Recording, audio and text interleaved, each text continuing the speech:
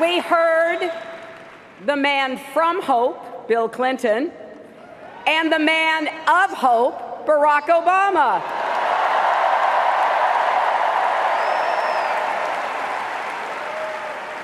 America is stronger because of President Obama's leadership, and I'm better because of his friendship.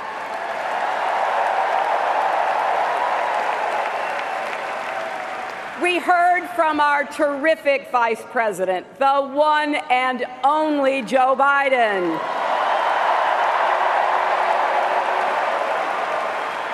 He spoke from his big heart about our party's commitment to working people, as only he can do. And First Lady Michelle Obama reminded us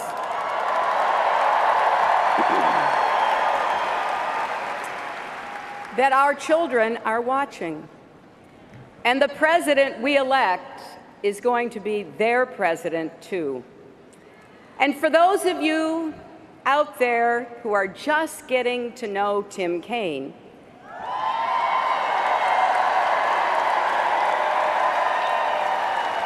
you will soon understand why the people of Virginia keep promoting him from city council and mayor to governor and now senator. And he will make our whole country proud as our vice president.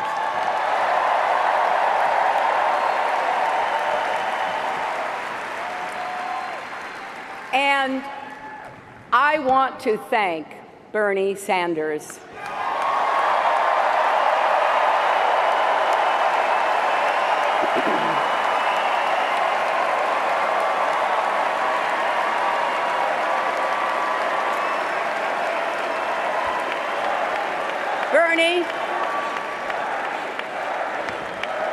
Bernie, your campaign inspired millions of Americans, particularly the young people who threw their hearts and souls into our primary.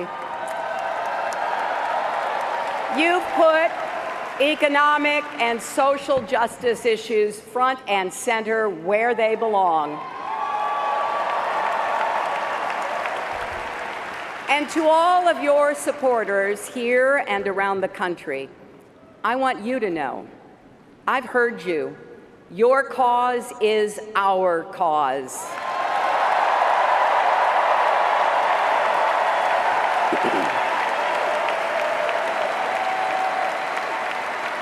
Our country needs your ideas, energy, and passion.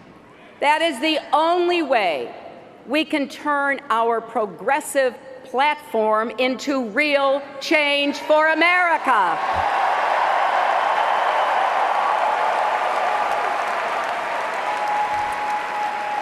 We wrote it together. Now let's go out and make it happen together.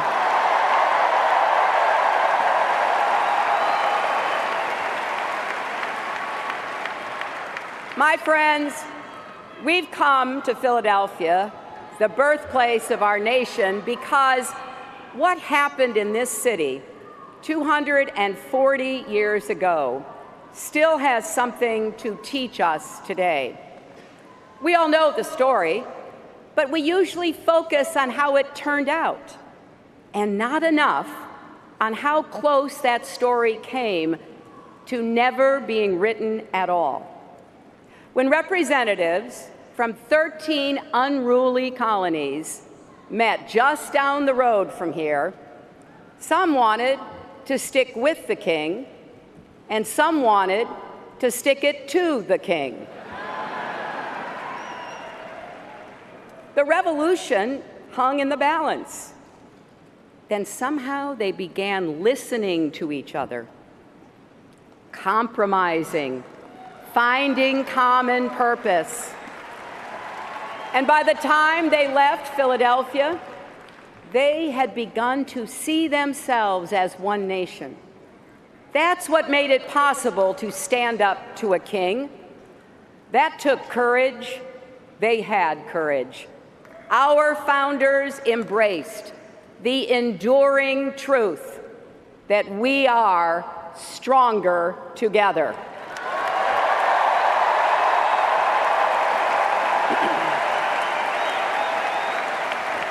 Now America is once again at a moment of reckoning. Powerful forces are threatening to pull us apart. Bonds of trust and respect are fraying.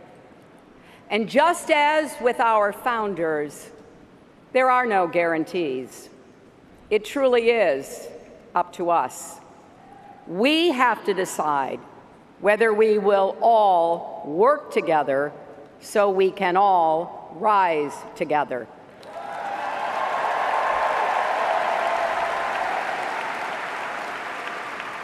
Our country's motto is E pluribus unum. Out of many, we are one.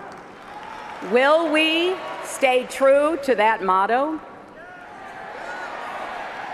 Well, we heard Donald Trump's answer last week at his convention.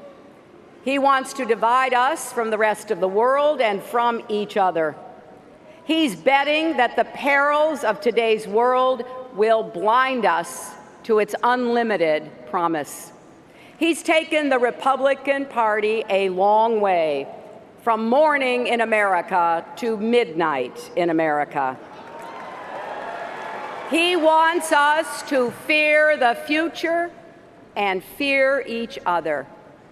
Well, you know, a great Democratic president, Franklin Delano Roosevelt, came up with the perfect rebuke to Trump more than 80 years ago during a much more perilous time. The only thing we have to fear is fear itself.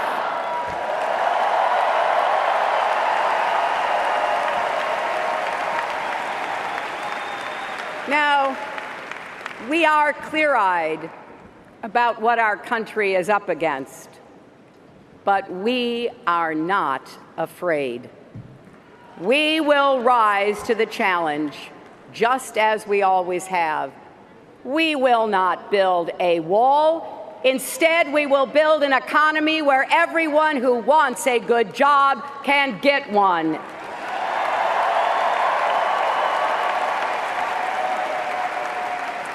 And we'll build a path to citizenship for millions of immigrants who are already contributing to our economy.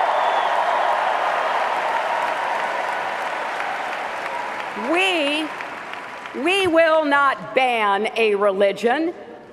We will work with all Americans and our allies to fight and defeat terrorism.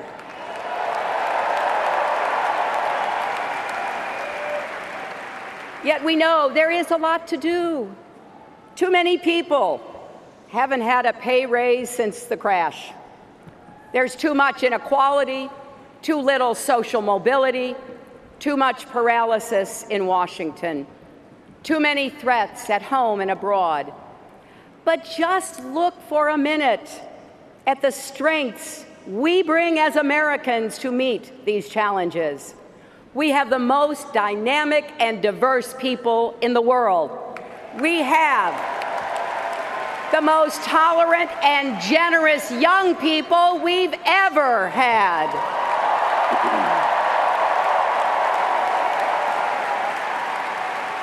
We have the most powerful military, the most innovative entrepreneurs, the most enduring values.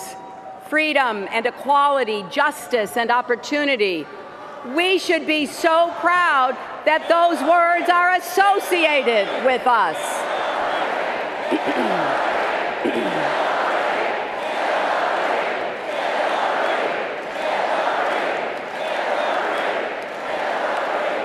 I have to tell you, as your Secretary of State, I went to 112 countries. When people hear those words, they hear America. So, don't let anyone tell you that our country is weak. We're not. Don't let anyone tell you we don't have what it takes. We do. And most of all, don't believe anyone who says, I alone can fix it. Yes, those were actually Donald Trump's words in Cleveland. And they should set off alarm bells for all of us. Really? I alone can fix it?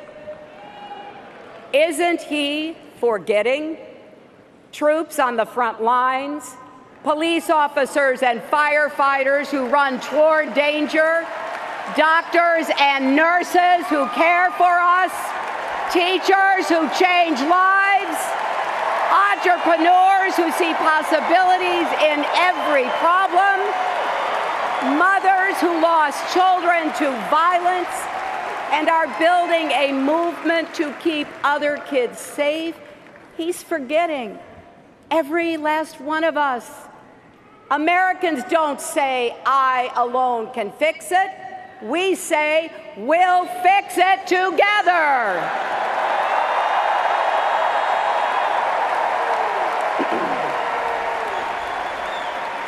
And remember,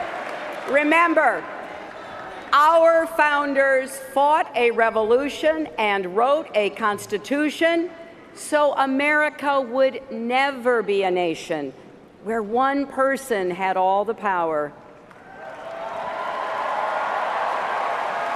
240 years later, we still put our faith in each other.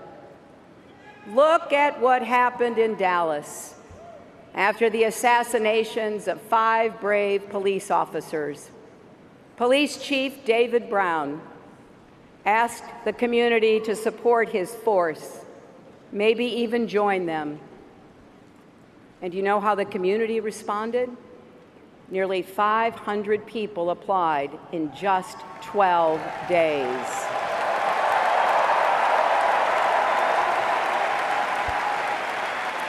That's how Americans answer when the call for help goes out.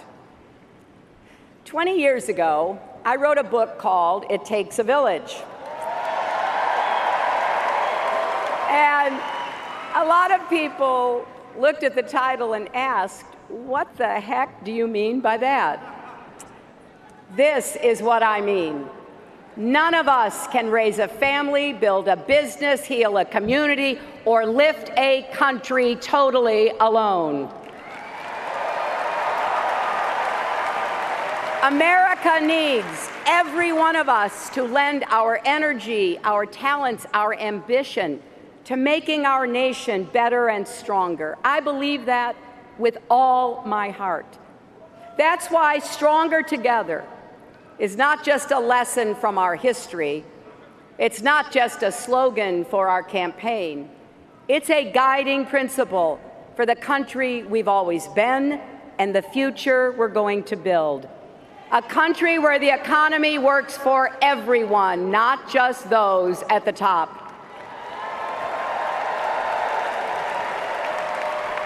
Where you can get a good job and send your kids to a good school, no matter what zip code you live in. A country where all our children can dream and those dreams are within reach.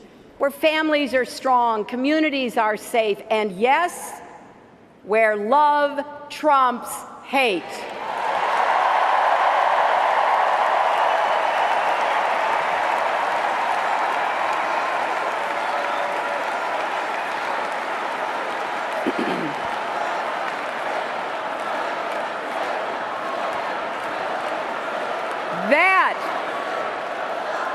That's the country we're fighting for. That's the future we're working toward. And so, my friends, it is with humility, determination, and boundless confidence in America's promise that I accept your nomination for President of the United States.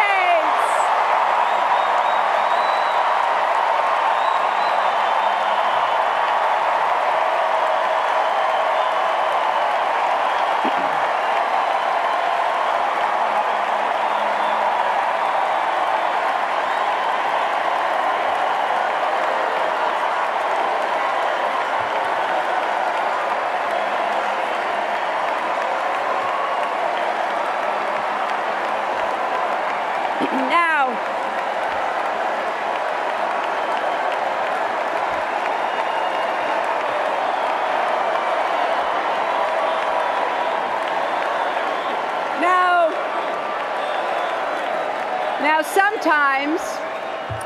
sometimes the people at this podium are new to the national stage.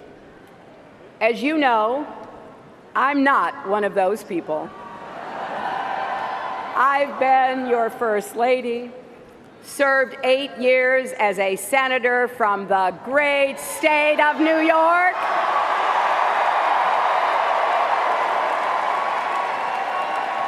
Then I represented all of you as Secretary of State. But my job titles only tell you what I've done. They don't tell you why. The truth is, through all these years of public service, the service part has always come easier to me than the public part. I get it that some people just don't know what to make of me. So let me tell you, the family I'm from, well, no one had their name on big buildings. My family were builders of a different kind. Builders in the way most American families are. They used whatever tools they had, whatever God gave them, and whatever life in America provided, and built better lives and better futures for their kids. My grandfather worked in the same Scranton lace mill for 50 years because he believed that if he gave everything he had, his children would have a better life than he did. And he was right. My dad, Hugh, made it to college. He played football at Penn State and enlisted in the Navy after Pearl Harbor. When the war was over, he started his own small business printing fabric for draperies. I remember watching him stand for hours over silk screens. He wanted to give my brothers and me opportunities he never had, and he did. My mother, Dorothy, was abandoned by her parents as a young girl. She ended up on her own at 14 working as a housemaid. She was saved by the kindness of others. Her first grade teacher saw she had nothing to eat at lunch and brought extra food to share the entire year. The lesson she passed on to me years later stuck with me. No one gets through life alone. We have to look out for each other and lift each other up. And she made sure I learned the words from our Methodist faith. Do all the good you can for all the people you can in all the ways you can as long as ever you can.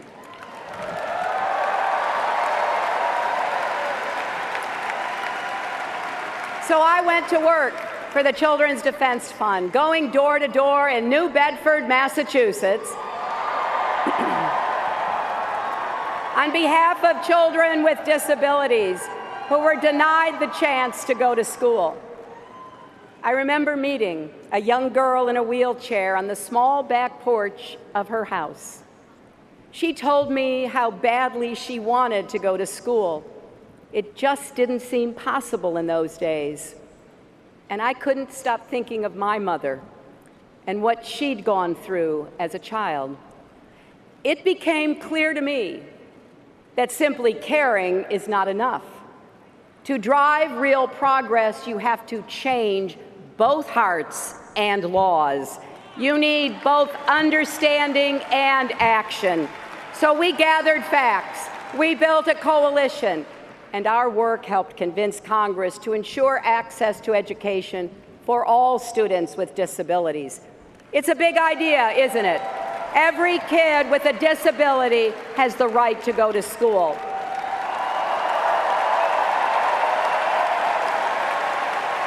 But how? How do you make an idea like that real? You do it step by step, year by year, sometimes even door by door. My heart just swelled when I saw Anastasia Somoza representing millions of young people on this stage.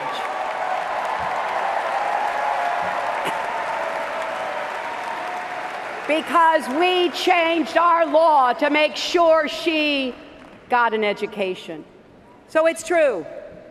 I sweat the details of policy, whether we're talking about the exact level of lead in the drinking water in Flint, Michigan, the number of mental health facilities in Iowa, or the cost of your prescription drugs. Because it's not just a detail if it's your kid, if it's your family. It's a big deal. And it should be a big deal to your president, too.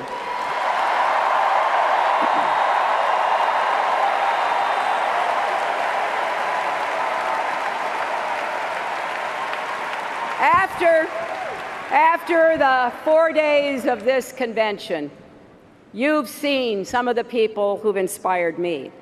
People who let me into their lives and became a part of mine. People like Ryan Moore and Lauren Manning. They told their stories Tuesday night. I first met Ryan as a 7-year-old. He was wearing a full-body brace that must have weighed 40 pounds because I leaned over to lift him up.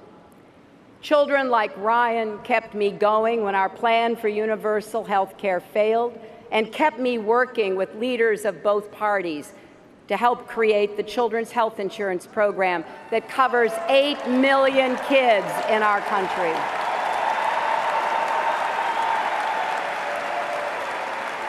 Lauren Manning, who stood here with such grace and power, was gravely injured on 9/11. It was the thought of her and Debbie St. John, who you saw in the movie, and John Dolan and Joe Sweeney and all the victims and survivors that kept me working as hard as I could in the Senate on behalf of 9/11 families and our first responders who got sick from their time at Ground Zero. I was thinking of Lauren, Debbie, and all the others 10 years later in the White House Situation Room when President Obama made the courageous decision that finally brought Osama bin Laden to justice.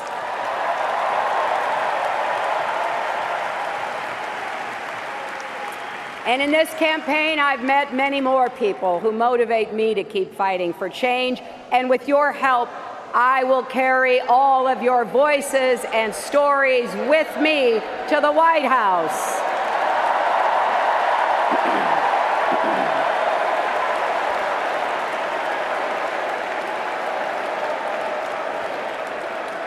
And you heard some from Republicans and independents who are supporting our campaign.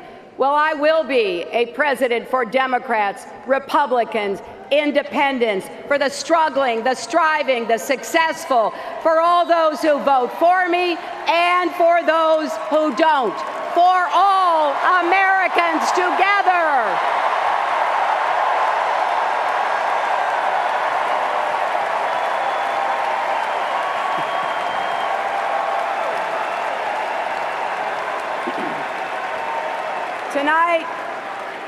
Tonight, we've reached a milestone in our nation's march toward a more perfect union. The first time that a major party has nominated a woman for president.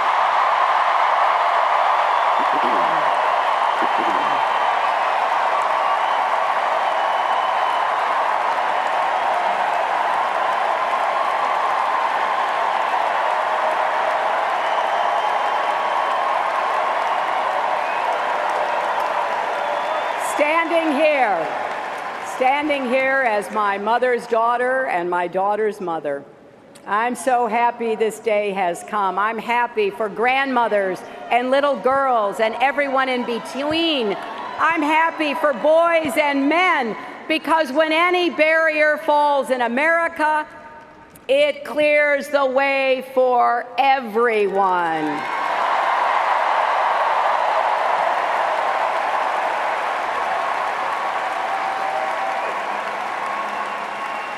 After all, when there are no ceilings, the sky's the limit.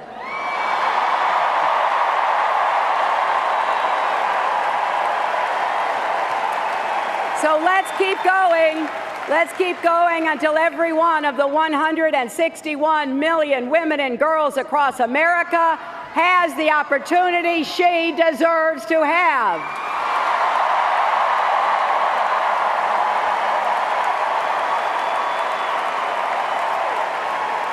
But even more important than the history we make tonight is the history we will write together in the years ahead.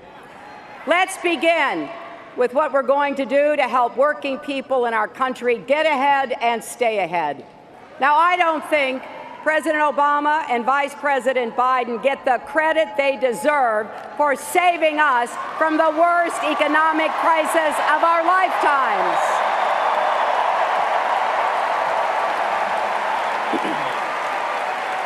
Our economy is so much stronger than when they took office. Nearly 15 million new private sector jobs, 20 million more Americans with health insurance, and an auto industry that just had its best year ever.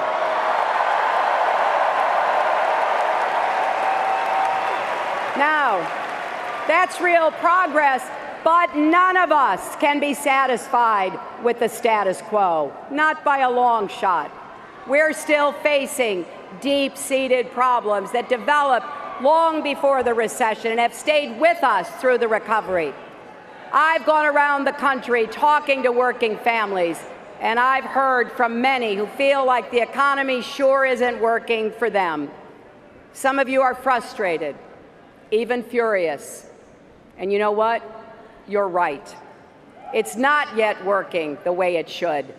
Americans are willing to work and work hard, but right now an awful lot of people feel there is less and less respect for the work they do, and less respect for them, period. Democrats, we are the party of working people.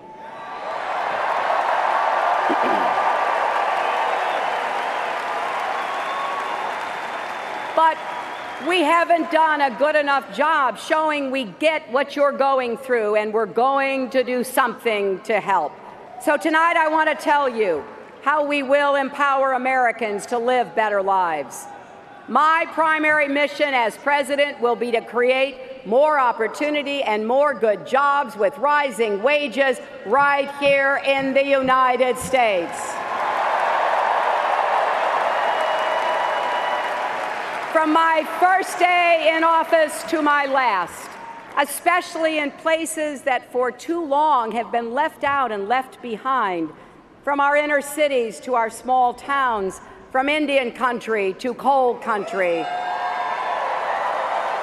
from communities ravaged by addiction to regions hollowed out by plant closures. And here's what I believe. I believe America thrives when the middle class thrives. I believe our economy isn't working the way it should because our democracy isn't working the way it should.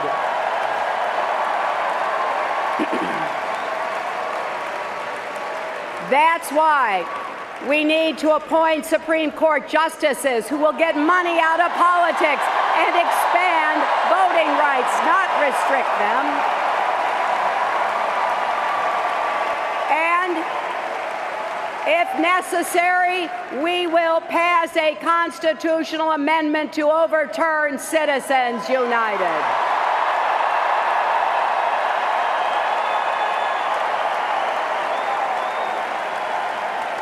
I believe American corporations that have gotten so much from our country should be just as patriotic in return.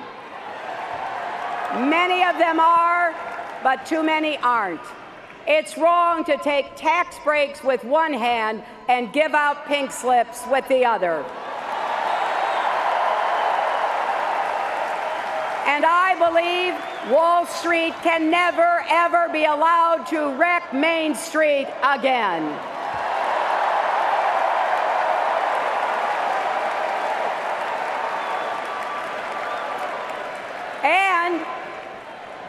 I believe in science.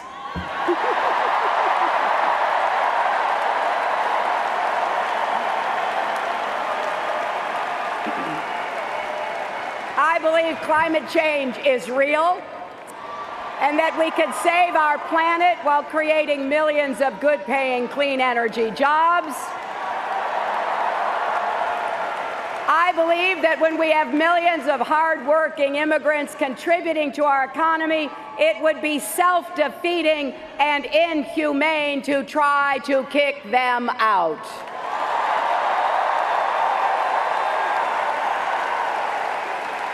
Comprehensive immigration reform will grow our economy and keep families together, and it's the right thing to do.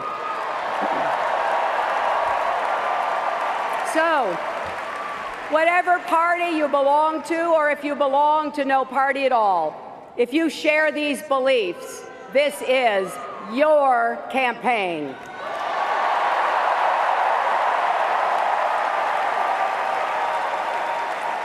If you believe that companies should share profits, not pad executive bonuses, join us.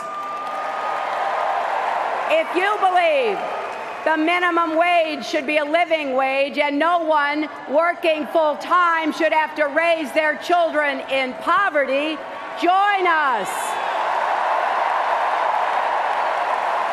If you believe that every man, woman, and child in America has the right to affordable health care, join us. If you believe that we should say no to unfair trade deals, that we should stand up to China, that we should support our steel workers and auto workers and homegrown manufacturers, then join us.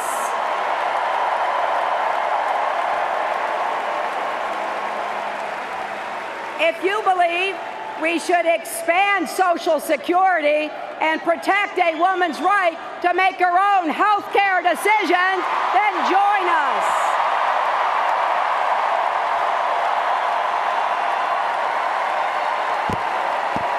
And yes,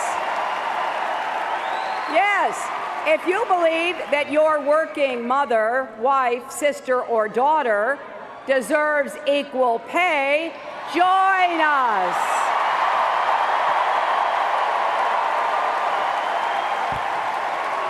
That's how we're going to make sure this economy works for everyone, not just those at the top. Now, you didn't hear any of this, did you, from Donald Trump at his convention? He spoke for 70-odd minutes, and I do mean odd.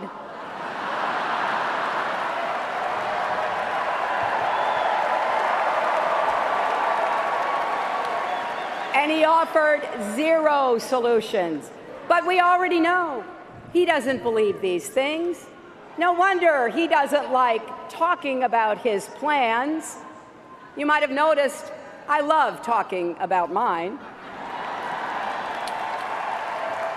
In my first 100 days, we will work with both parties to pass the biggest investment in new, good-paying jobs since World War II.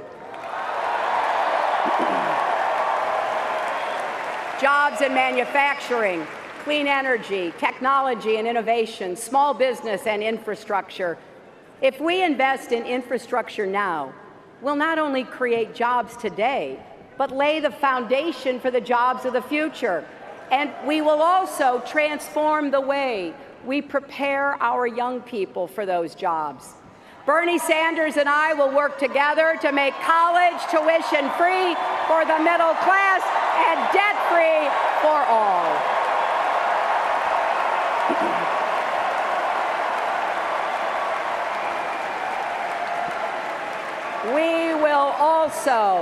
We will also liberate millions of people who already have student debt.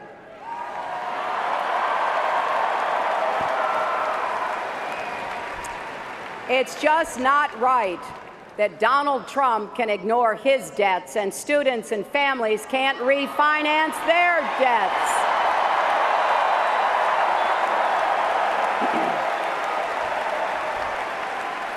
And something we don't say often enough, sure, college is crucial, but a 4-year degree should not be the only path to a good job. We will help more people learn a skill or practice a trade and make a good living doing it.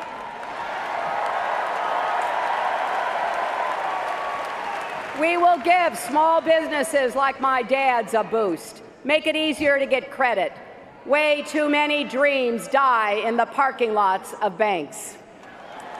In America, if you can dream it, you should be able to build it. And we will help you balance family and work. And you know what? If fighting for affordable childcare and paid family leave is playing the woman card, then deal me in.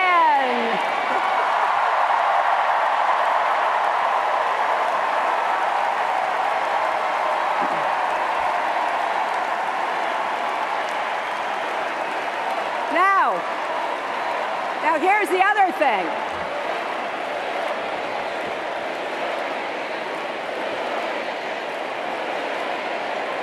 Now, we're not only going to make all of these investments, we're going to pay for every single one of them. And here's how.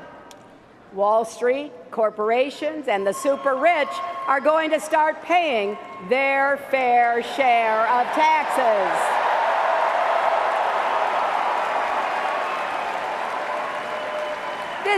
This is not because we resent success, but when more than 90% of the gains have gone to the top 1%, that's where the money is, and we are going to follow the money.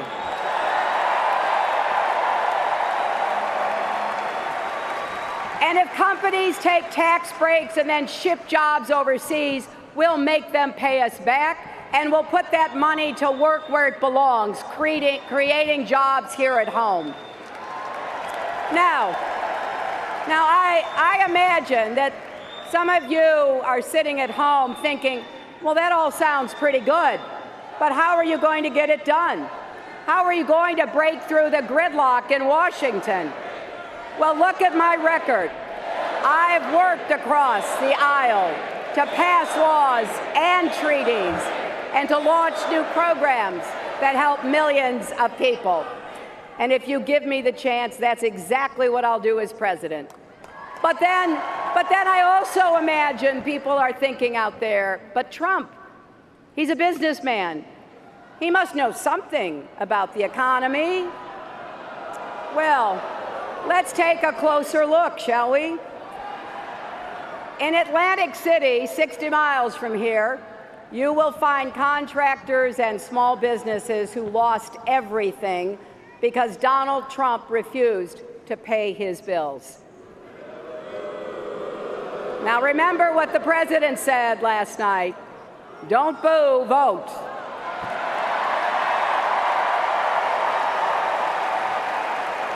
But think of this. People who did the work and needed the money, not because he couldn't pay them, but because he wouldn't pay them. He just stiffed them. And you know that sales pitch he's making to be president? Put your faith in him and you'll win big. That's the same sales pitch he made to all those small businesses. Then Trump walked away and left working people holding the bag. He also talks a big game about putting America first. Well, please explain what part of America first leads him to make Trump ties in China, not Colorado, Trump suits in Mexico, not Michigan, Trump furniture in Turkey, not Ohio, Trump picture frames in India, not Wisconsin. Donald Trump says he wants to make America great again. Well, he could start by actually making things in America again.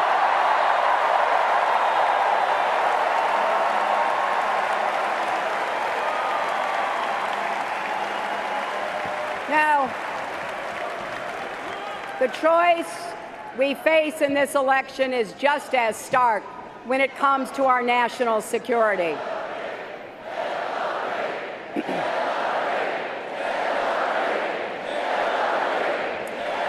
You know, anyone reading the news can see the threats and turbulence we face, from Baghdad to Kabul to Nice and Paris and Brussels, from San Bernardino to Orlando.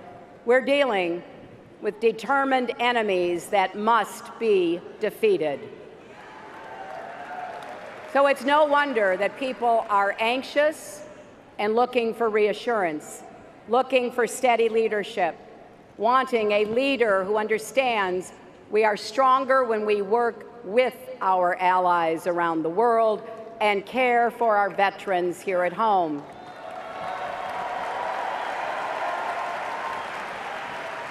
Keeping our nation safe and honoring the people who do that work will be my highest priority. I'm proud that we put a lid on Iran's nuclear program without firing a single shot.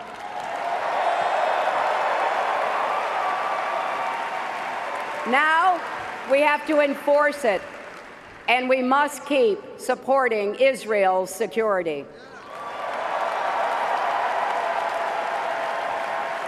I'm proud that we shaped a global climate agreement. Now we have to hold every country accountable to their commitments, including ourselves. And I'm proud to stand by our allies in NATO against any threat they face, including from Russia.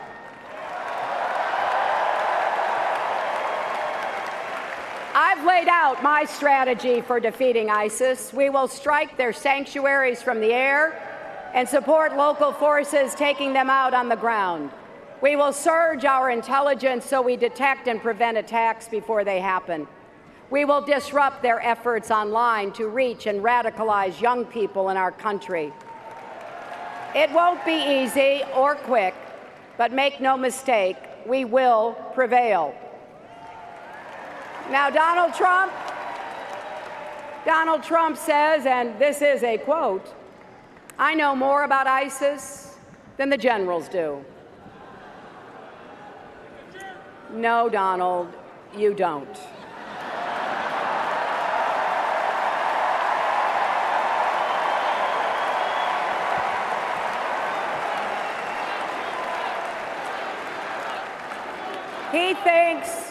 He thinks he knows more than our military because he claimed our armed forces are a disaster.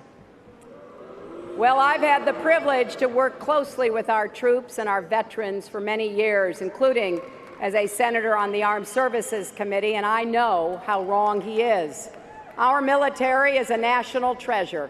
We entrust our commander-in-chief to make the hardest decisions our nation faces. Decisions about war and peace, life and death. A president should respect the men and women who risk their lives to serve our country.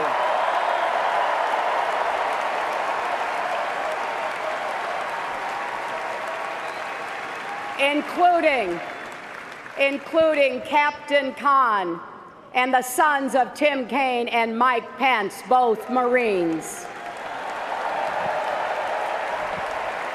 So just ask yourself, do you really think Donald Trump has the temperament to be commander-in-chief? Donald Trump can't even handle the rough and tumble of a presidential campaign. He loses his cool at the slightest provocation. When he's gotten a tough question from a reporter, when he's challenged in a debate, when he sees a protester at a rally.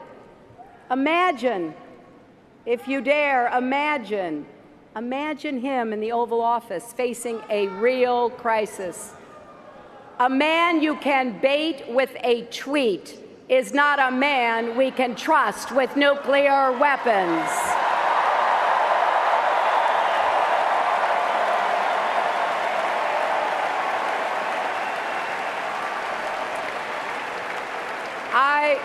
I can't put it I can't put it any better than Jackie Kennedy did after the Cuban Missile Crisis.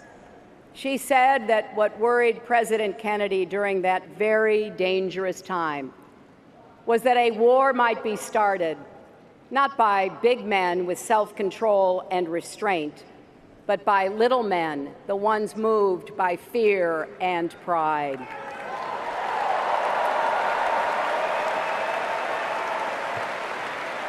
America's strength doesn't come from lashing out. It relies on smarts, judgment, cool resolve, and the precise and strategic application of power.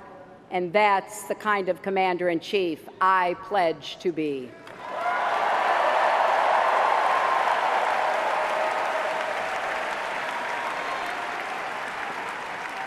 And if we're serious about keeping our country safe, we also can't afford to have a president who's in the pocket of the gun lobby.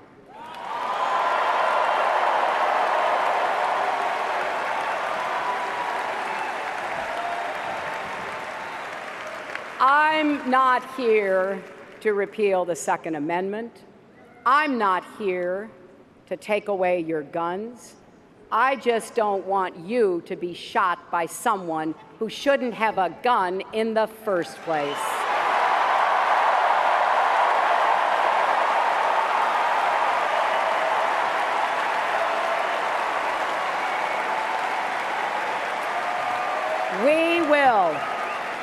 We will work tirelessly with responsible gun owners to pass common sense reforms and keep guns out of the hands of criminals, terrorists, and all others who would do us harm. You know, for decades, people have said this issue was too hard to solve and the politics too hot to touch. But I ask you, how can we just stand by and do nothing? You heard, you saw family members of people killed by gun violence on this stage. You heard, you saw family members of police officers killed in the line of duty because they were outgunned by criminals. I refuse to believe we can't find common ground here. We have to heal the divides in our country, not just on guns, but on race, immigration, and more.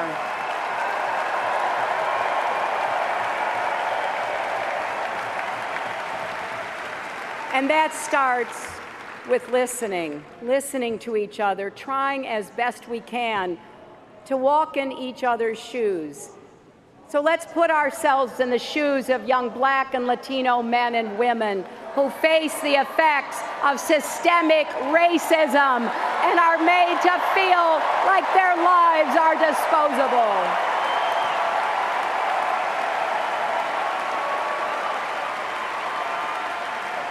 Let's put ourselves in the shoes of police officers kissing their kids and spouses goodbye every day, heading off to do a dangerous and necessary job.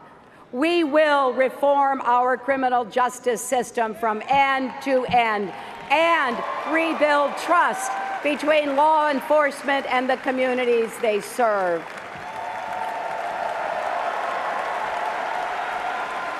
And we will defend all our rights, civil rights, human rights, and voting rights, women's rights and workers' rights, LGBT rights, and the rights of people with disabilities.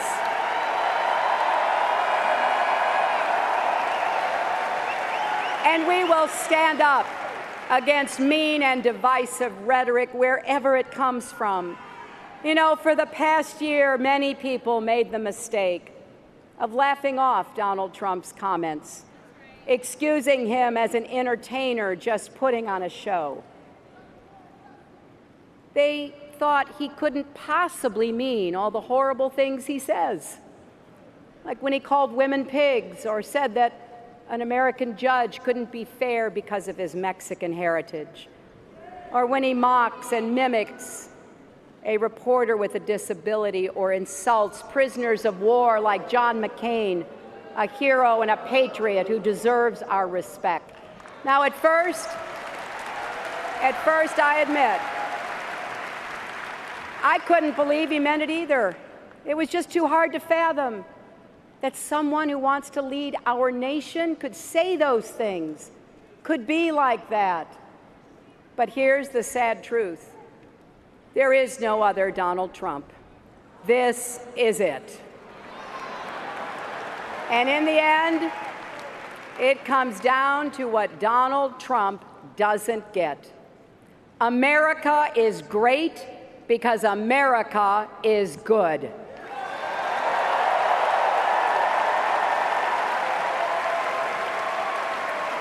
So, enough with the bigotry and the bombast. Donald Trump's not offering real change. He's offering empty promises. And what are we offering? A bold agenda to improve the lives of people across our country, to keep you safe, to get you good jobs, to give your kids the opportunities they deserve. The choice is clear, my friends. Every generation of Americans has come together to make our country freer, fairer, and stronger. None of us ever have or can do it alone. I know that at a time when so much seems to be pulling us apart, it can be hard to imagine how we'll ever pull together. But I'm here to tell you tonight, progress is possible. I know because I've seen it in the lives of people across America who get knocked down and get right back up. And I know it from my own life. More than a few times, I've had to pick myself up and get back in the game.